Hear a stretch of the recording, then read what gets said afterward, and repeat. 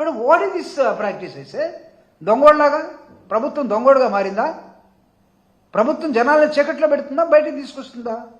జగన్మోహన్ రెడ్డి గారి ప్రభుత్వంలో మీ అందరికీ నేను చెప్పేది, దాదాపు ఆయన ఎస్సీ ఎస్టీలకి ఆయన ఉచితంగా ఇచ్చినటువంటి ఎస్సీలు 15,29,017 మంది. ఇన్ని కుటుంబాలకి ఆయన ఉచితంగా కరెంట్ ఇచ్చాడు. దాని కాస్ట్ ఏంటో చెప్పనా? 2,362 కోట్లు. 2,362 కోట్లు ఎస్సీస్కి. ఎస్టీలకి దాదాపు 4,57,686 మంది. దాని కాస్టు 483 కోట్లు.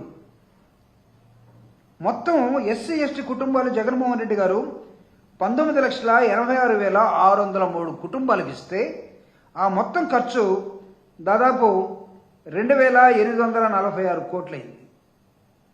2,846 కోట్లు.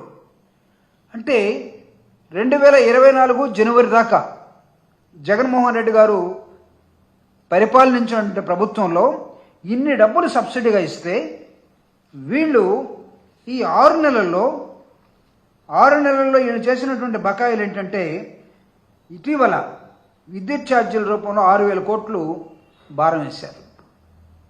ఇప్పుడు ఇంకొక 9,000 కోట్ల రూపాయలు భారాన్ని అయిపోతున్నారు. అంటే ఎవడి మీద పడుతుంది ఇదంతా కూడా? పేదవాళ్ళ మీద పడుతుంది. పేదవాడు నిజంగా కట్టగలరా?